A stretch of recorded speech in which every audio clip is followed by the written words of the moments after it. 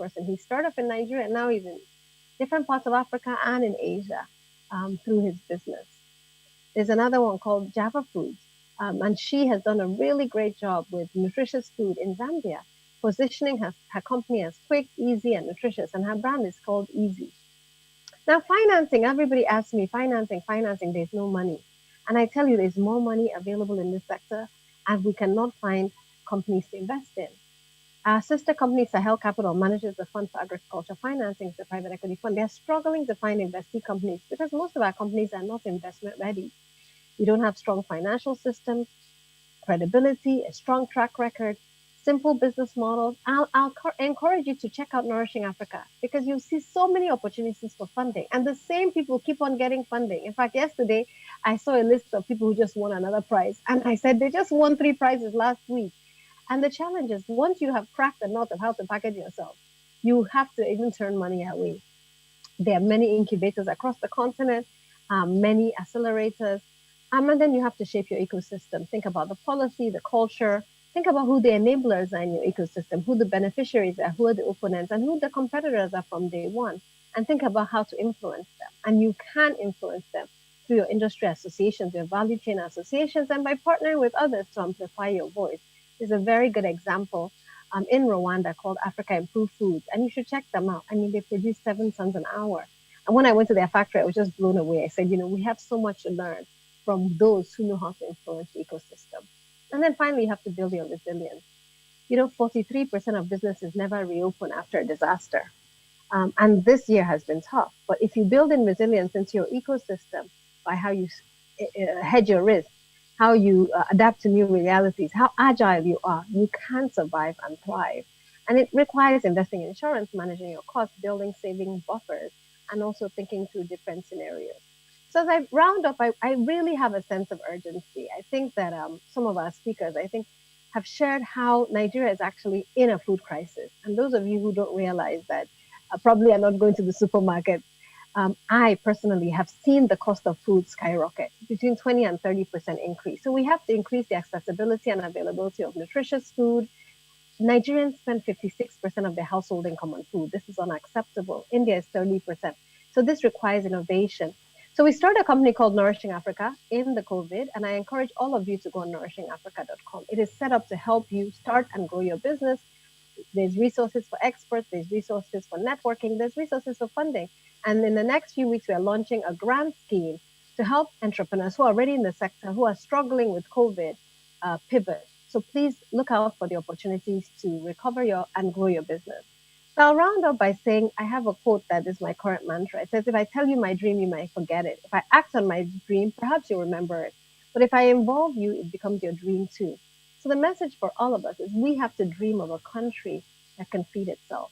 I start off with a picture of starving children. And this is the picture I want all of us to work towards. Healthy, vibrant children who live full and meaningful lives and who achieve their highest potential because they're well nourished, because food is affordable and available, and because they can essentially live and thrive in our country. And it's a collective action for all of us to partner, to share knowledge, to share resources, and to truly transform this sector. Thank you so much. God bless you all. Thank you so much. Thank you so much, Ndidi. That was a really, really inspiring presentation. And, inspiring in several respects. The sense of urgency that really got to me, the sense of urgency that we have to deal with the issues that we face in agriculture. The fact that so many of our farmers are small scale farmers, that's not going to solve the agricultural problem that we face into the future. We need our farmers and those involved in agriculture to achieve scale. And what Ndidi has outlined is how to go about achieving that scale. And she's given several pieces of advice there in terms of what to do. The other striking comment that Ndidi made was the fact that if you know how to package yourself, if you've got a viable business, you will even be in a position where you're having to turn money away. So I want all our aspiring entrepreneurs to really think about that, because many people, as has been said earlier, keep talking about funding, funding, funding. Well, you've heard from someone who's involved in agriculture, who's involved in financing, that there's an abundance of funding available. There's money that's looking for opportunities to invest but can't find them. So great presentations from our four panelists. We'll now go into questions and answers. Joining me in responding to the questions will be three of our panelists. So we'll have African Farmer, we'll have Adam Abramson, and then Indidi Uneli, who will deal with the questions. So let me start, and this time, Indidi came last, and I will start her first with the question. So, Indidi, thanks so much for your presentation. This conference, the themes are innovation, collaboration, and transformation. We've spoken a lot about innovation in agriculture, and you've spoken about scale. Can you just touch on this issue of collaboration? What are the opportunities for participants within the agricultural sector to actually collaborate in order to make a real difference and achieve scale? Could you share your perspective on that? Yeah. Yeah, thank you so much. There's definitely no way any player can work alone in this sector. This is a sector that requires ecosystem actors to collaborate. And so there's so many ways. I'll tell you, for example, through Ace Foods, which is an agro-processing company, we work with all sorts of players. We work with nonprofits who help us with farmer organization and farmer support. We work with organizations like Partners in Food Solutions, which help us with our innovations and our product development. We work with financing organizations such as Africa Enterprise Challenge Fund, AECF. I encourage all of you to check them out.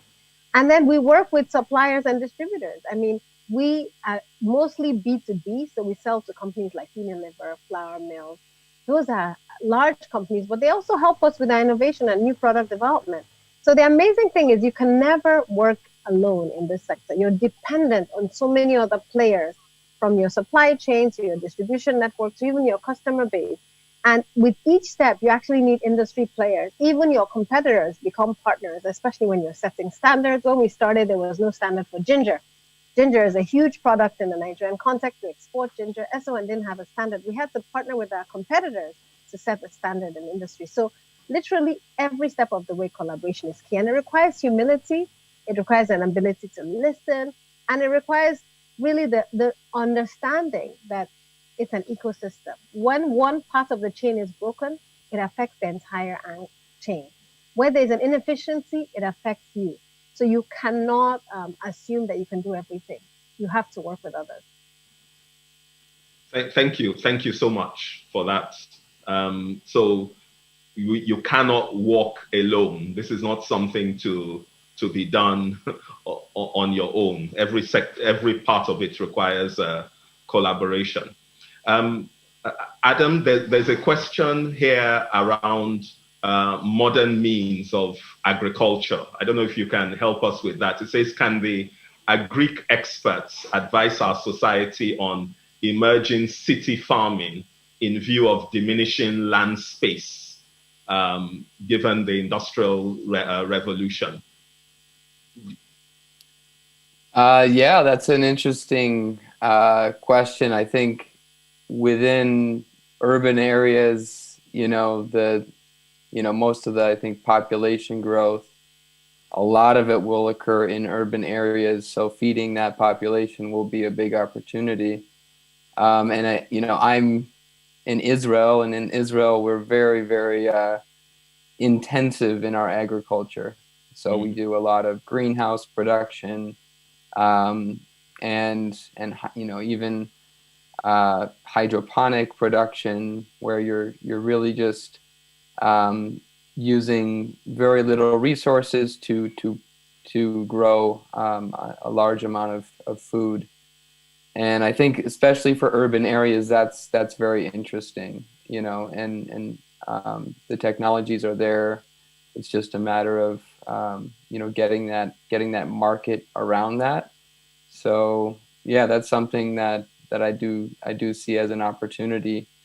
I know in Kenya there are some producers that are getting into that direction as well. So yeah, definitely. Mm-hmm. Right. Thank you. Ndidi, do you have any thoughts on that? Well, there are lots of opportunities across the board, and many, even in our context, in the Nigerian context, you see so much innovation and so much opportunity for technology. And I like I like the time Adam took to explain to people. Many people come to me and say, I want to get into agriculture, and they're just focused on primary production. But what they don't realize is that there are opportunities to leverage technology across the board to address the inefficiencies. And so many of our young people can actually come in and help us leverage technology, from commercializing all the great research from research institutions. We actually work with aeroponics on yam seeds. And yam seed systems are amazing. And even there in Nigeria, soilless farming, urban farming, we're starting to see pockets of that, but we're not seeing it at the level, and we're not seeing the scaling that we'd expect to really make a dent. So I encourage more people to on Nourishing Africa, just click on technology, and it will show you all the available technology and which firms are currently offering them, so that you can partner with others to scale the innovations and inventions. Right. Thank you. Thank you very much. African farmer, I'd like you to deal with the question around mentorship. So there are many people who are looking to go into agriculture, and they're saying, hey, you know, how do I get the right mentorship to help me on this journey? Could you share your perspectives on that? Well, like I tell people, I would rather do coaching than doing mentorship. And I would rather get somebody who is looking at starting, you know, and get in the field with the person. Not everybody can coach. You know, very few people can coach. You know, in agriculture, you can not effectively coach in proxy. Okay. You know, I use the word effectively. You can do that, but with this environment where, you know, the infrastructure is not just together. So especially many people look into the production, and really the processors need quality inputs. And so the processors are complaining we don't have inputs, and yet we are hearing of wastage. You know, so the processors need things, but the farmers don't produce that. But beyond that, across the value chain, most youths and most people coming in, even investors, don't understand the fact that they need to be coached. As far as this country is concerned, I've met a couple of, like last year, between October and December, I met 4 major industrialists and top-notch captain of industries, you know, that you mentioned the names. 4 of them have lost 1.3 billion. They came to me to consult. 1.3 billion. You know, when they're coming into agribusiness, they just assume they've succeeded in insurance and banking, I can manage, and they come in. And unfortunately, many of them rush into production. Yeah. And so coaching is crucial, because you need people who, in any value chain you're looking at, you need people who have gone through. In Nigeria, you can do that in Europe, in Asia, you know, and get away with it. As far as Nigeria is concerned, there's the Nigerian dynamics, not the Nigerian factor. The Nigerian dynamics that you have to contend with. And as simple as when you are scaling in the rural communities, it's a different ballgame dealing with mindsets, dealing with religious backgrounds. These are things you don't get in the business schools. So, you know, as simple as, many people may not believe this, but our realities are different. You know, as simple as buying combine harvesters to want to harvest your rice, and in the communities, the equipment that used to work, that worked, get to the farm and don't work again. And for days and days, the thing don't work. And eventually, however strange, a prophet is coming, passing by and said, oh, God told me that there's something here not working. Buy 2 crates of minerals and handkerchiefs and call women and support them and just give them to celebrate. And they say, start the equipment, and you hear the equipment is not starting. And they say, start it, and you start it again after 4 days, and it starts same minutes. This is real life. And when they asked that, they now said, oh, so how will this work on small projects? And guess what? The women diabolically stopped the machine from working, however controversial that is, but that's something that happened to us. They said the reason why the machines didn't work was because they felt it would deprive them of their 1 acre, 2 plots harvesting that they do. So it was when they found out that the machines cannot do 10 acres, even 20 acres, but would do hundreds of acres because it was a big combined harvester. That was when the combined harvester started working. But a lot of losses have been incurred. And there are so many stories that I've experienced because I've operated more in the production value chain. So that's where coaching. And in many cases, we just go there and just advise them to do community engagement. And when you do community engagement, you don't have all this trouble. So coaching is very key. And for people who can mentor, I would advise, many people need to open up more. Thank you. Thank you so much. Thank you for that. And, I guess in the nourishingafrica.com, which you've referred us to, is also a site where people can get online mentoring, as it were, because it has so much information in it regarding funding, training, support, etc. In terms of this issue of, I don't know, Adam, do you have any other perspective to add on mentoring or advice for people just looking to start up in the agriculture space?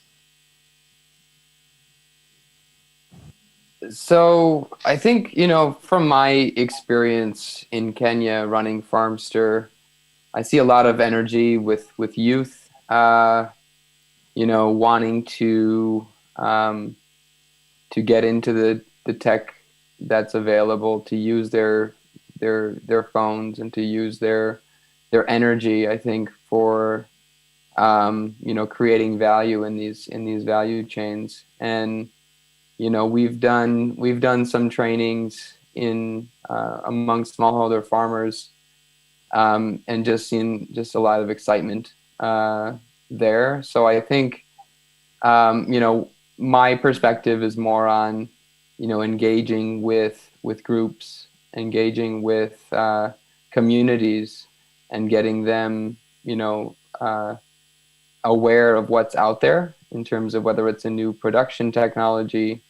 And I think, rather than like creating a one-on-one coaching experience, I think our perspective is more how we can create something that can scale and empowering the systems that are already in place. And like I mentioned before, I think agro retailers are really in place to potentially create that at a pretty high scale. But there's just, most of them don't have the capacity, right? They just, they're not agronomists, they're business people. And so there might be ways of even looking at that model, and providing an extra kind of training boost to reach 100 farmers each for every retailer. But I think it's coaching and mentoring is super important when you're getting into a new farming venture. So okay. All right. So thank you very much for that. We're moving towards the end of our session. So if I could just ask each of you to, give what would be the one biggest piece of advice that you would give to aspiring entrepreneurs and investors who are listening in on this call and saying to themselves, I understand there's an issue. I want to get involved, and I understand the range of opportunities. Now, let me get involved. What would be the one piece of advice that you would give them? In a sense, your closing counsel to them. If I could start with African farmer. Well, I would say you need to develop capacity, not to leverage on the opportunity. I just wrote a book, Farming by Revelation. It's spiritual and business.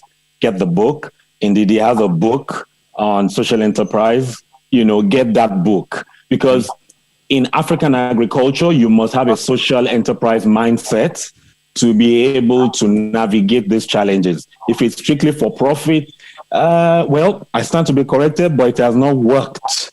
So because you need to reach out, and that's social, or have a very huge component of CSR in your business models. But outside that, if you are going anything along the value chain outside production, capacity is more important than the opportunity. Thank you. Thank you very much. Thank you. Adam, what would your closing piece of advice? Yeah, I mean, I could speak from my own personal experience and just kind of shifting from academics to entrepreneurship and founding a company. And I know that at that moment when I decided, it was pretty daunting, to get into a new venture where, I just didn't have the experience. I had a lot of knowledge, but not the experience. And so I think, you have to kind of trust. I mean, obviously pray and trust God and step out. I think the first step is always going to be the most daunting, just going out and trying something. And you don't have to try at a massive scale. You don't have to put everything that you have into it. You can do a trial. You can try for one season, trying something new or and that's, but just taking that first step. And then the other one would be just to surround yourself, like African Farmer was saying, with people who do have the experience, resources, and people who have done it before, and can guide you in that process. Thank you so much for that. Ndidi. Yes, I'll say three things. I think you can make money in this sector, and I think there are so many white spaces. There are lots of opportunities for all of you listening to get into the sector. But you have to decide your level of involvement.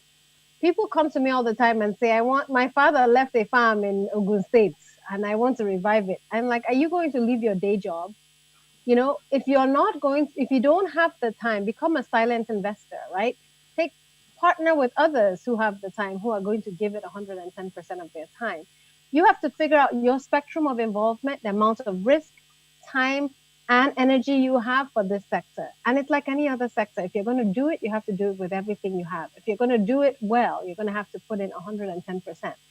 But there's so many ways to engage in this sector, and there's so many opportunities. And so I would encourage you to first do some internal assessment of your own appetites, your own energy and your own talents, and your own appetite for risk. The second is, once you figure that out, there's so many resources. In Nigeria, we have over 30 research institutions. I would recommend two that are very strong: IITA, which is in Ibadan, and NRCRI. They all have advisory services. We've helped them set up seed systems, organizations, Umudike Seeds and Go Seeds. And they're willing to help you if you're going to go into primary production. Don't go on it alone. With soil testing, with access to the right inputs, with agronomic practices, African Farmer can help. Get support, get resources. And then if you're not into primary production, but you want to go into processing, there's so many other organizations that can support you. Go on nourishingafrica.com, search, and then don't use your own money. As much as possible, de-risk.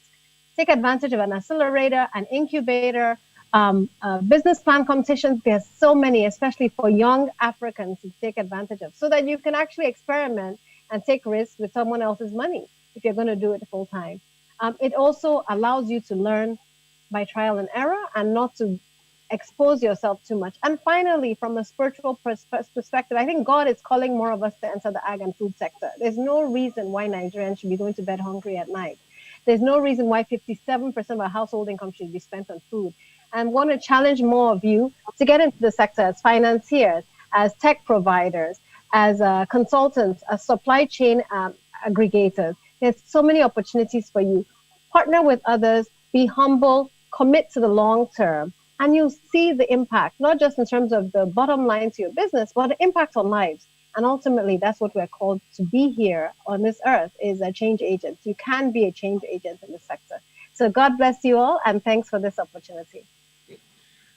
Thank you so much, Ndidi. That's an excellent wrap up to the session. I don't think there's anything more for me to say other than to thank our panel of speakers. So I really thank Adam Abramson. I thank African Farmer. I thank you, Ndidi. I thank Shola Oyawale. It's been a great session. Thank you, everyone. We'll now go into a poll. So we'll have a poll which will last for about a minute or two. So can we have the poll on the screen, please?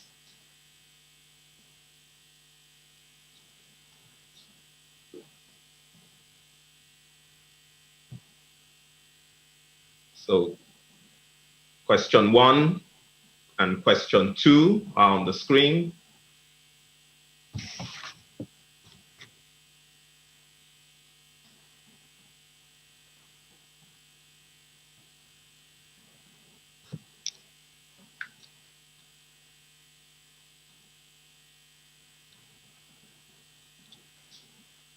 Your feedback is very valuable to us. Please,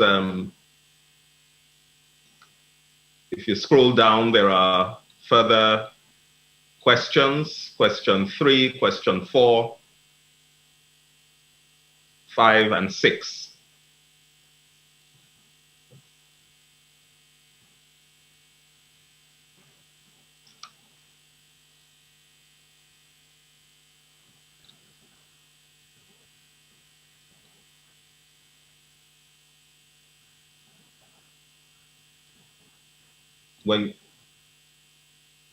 Okay, so when you finished, click submit, and that brings us to the end of this session on agriculture. Thank you all so much for your participation.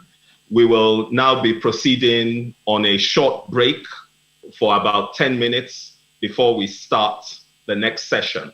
Thank you very much, everyone, and have a great rest of the conference. Thank you.